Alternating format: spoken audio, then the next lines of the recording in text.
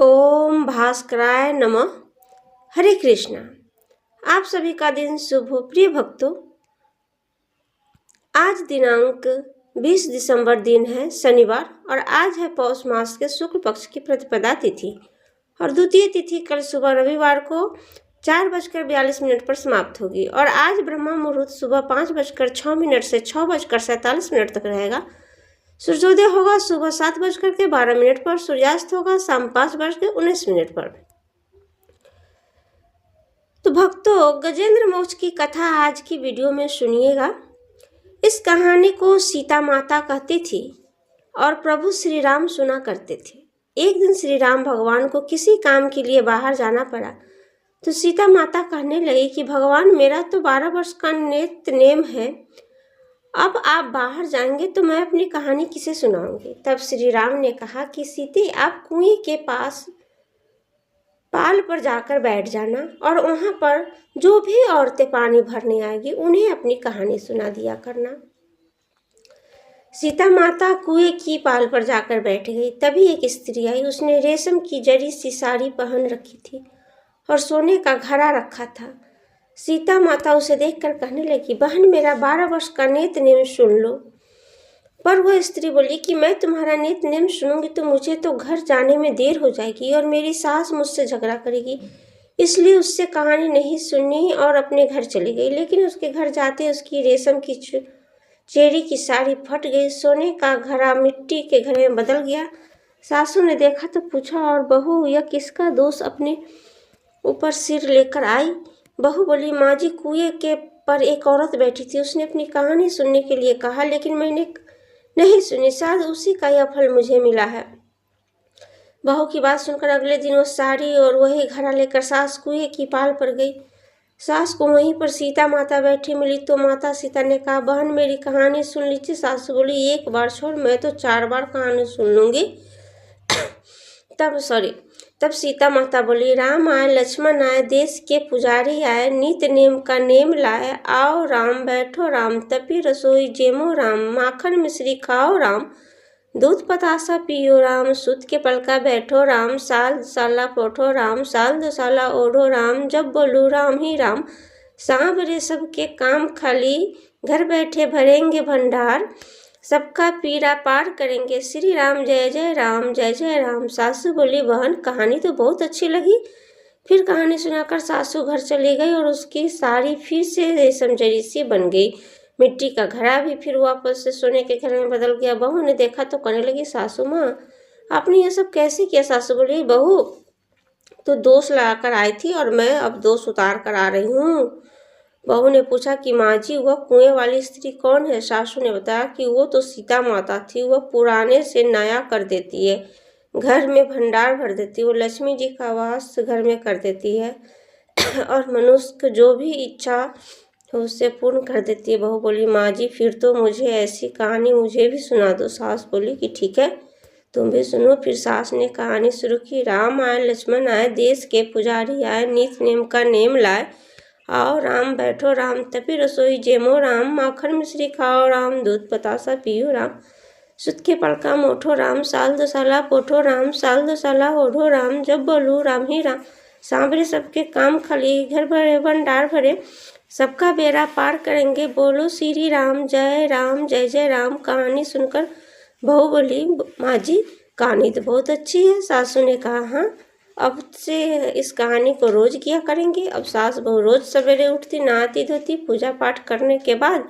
नित्य नेम की सीता माता की कहानी कहती। एक दिन की बात है, उनके यहाँ पड़ोस की एक औरत आई और बोली कि बहन, जरा सी आँच तो देना। तो बहू बोली कि आँच तो अभी हमने जलाई ही नहीं। पड़ोसन बोली, तो फिर तुम सुबह 4 बजे से उठकर क्या कर रही हो? तो उन्होंने कहा कि हम तो सुबह सुबह उठकर पूजा करते हैं, फिर सीता माता का नित्य नेम की कहानी कहते हैं। रोशन ने उनकी बात सुनकर फिर कहा कि सीता माता की कहानी से तुम्हें क्या मिला? तब वे दोनों बोले कि सीता माता की कहानी से घर में भंडार भर जाते हैं, सारे काम पूर्ण हो जाते हैं, मन की इच्छा भी पूरी होती है। और रोशन ने कहा, घर बहन, अगर ऐसा हो तो फिर मुझे भी कहानी सुना। तब बहू बोली, ठीक है, तुम भी कहानी सुनो। राम आए, लक्ष्मण आए, देश के पुजारी आए, नित्य का नेम लाए, आओ राम, बैठो राम, तपी रसोई जेमो राम, राम मिश्री खाओ राम, दूध बतासा पियो राम, सुत के बलका माठो राम, साल दुसाला पोठो राम, साल दुसाला ओढ़ो राम। जो बोलू राम ही राम, सावरे सबके काम, खाली का भंडार भरेंगे, सबका बेड़ा पार करेंगे। श्री राम जय जय राम। पड़ोसन ने इस कहानी को सुना तो कहने लगी, बहन कहानी तो बहुत अच्छी है। तो पड़ोसन भी नित्य सीता माता की कहानी करने से सीता माता ने पड़ोसन को भी धन भंडार भर दिए। देखते ही देखते अब तो पूरे मोहल्ले में नित्य की कथा चल पड़ी और इसी मनोकामना से पूर्ण होने लगी। सीता माता जैसे अपने उन सभी के भंडार भरे, वैसे ही हमारे भी भंडार भरना है। सीता माता कहाने वाले, सुनने वाले को, ओंकार भरने वाले को, सबको भरना। सभी प्रेम से बोलिए सीता मैया की जय। प्राचीन समय की बात है, द्रविड़ देश में एक पांडव वंशी राजा राज करते थे, जिसका नाम था इंद्रधुमन। वे भगवान की आराधना में भक्ति में थे, अपना अधिकार समय बिताया करते थे। यद्यपि उनके राज्यों में चारों ओर से सुख शांति थी, प्रजा प्रत्येक रीति से संतुष्ट थी, प्रसन्न थी। फिर भी राजा इंद्रधुमन अपना समय राज्य कार्य में बहुत ही कम दे पाते थे। उनका कहना था कि भगवान विष्णु की मेरे राज की व्यवस्था करते, इसलिए वे अपने इष्ट परम प्रभु की उपासना के सदा लीन रहा करते थे। राजा इंद्रधुमन के मन में आराधना की लालसा बढ़ती चली जा रही थी। इस कारण एक बार वे राज को त्याग कर मल्य पर्वत पर रहने लगे। तब उन्होंने अपना वेश तपस्वियों जैसा बना लिया, सिर के बाल बढ़ाकर जटा के रूप में हो गए थे और निरंतर ब्रह्मा परमात्मा की आराधना में तल्लीन रहते। उनके मन और प्राण भी श्री हरि के चरणों कमलों में मधुकर बने रहते। इसके अलावा उन्हें जगत की कोई भी वस्तु नहीं सुहाती थी। उन्हें राजकोष, प्रजा तथा पत्नी आदि किसी प्राणी का पदार्थ की स्मृति ही नहीं होती थी, किसी की भी याद नहीं आती थी। एक बार की बात है, राजा इंद्रधुमन प्रतिदिन की तरह स्नाति के निर्वित होकर स्वर्ग समर्थ प्रभु की उपासना में लीन थे।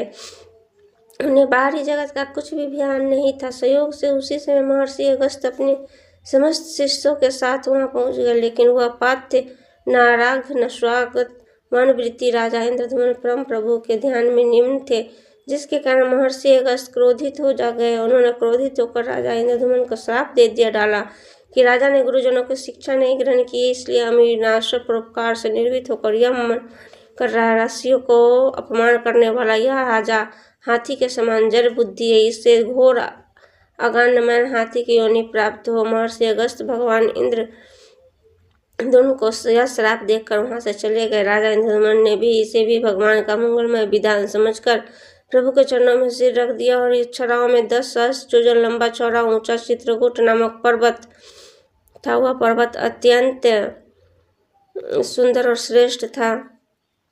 उस पर्वतराज त्रिकुट की तराई में ऋतु नामक भगवान वरुण का कीड़ा कानन था। उसके चारों ओर सुंदर दिव्य वृक्ष सुशोभित थे। वे वृक्ष सदा ही पुष्पों और फलों से लदे रहते थे। उसी कीड़ा कानन ऋतुमान के पास से पर्वत श्रेष्ठ त्रिकुट के घवन वन में हथनियों के साथ अत्यंत शक्तिशाली और अमित पराक्रमी गजेंद्र करता था। एक बार की बात है, गजेंद्र अपने साथियों से सहित प्यास लगने के कारण बहुत व्याकुल हो गया था। वह कमल की गंध से सुगंधित वायु को सूंघकर एक मन को लुभाने वाले विशाल सरोवर के तट पर जा पहुंचा। गजेंद्र ने उस सरोवर के निर्मल शीतल और मीठे जल में प्रवेश किया। पहले तो उसे जल पीकर अपनी प्यास बुझाई, फिर उसी जल में स्नान कर उससे अपनी थकान दूर की। उसके बाद उसने जल क्रीड़ा आरंभ कर दी। फिर सूर में जल भरकर उन्होंने फुहार को हथनियों को स्नान कराने लगे।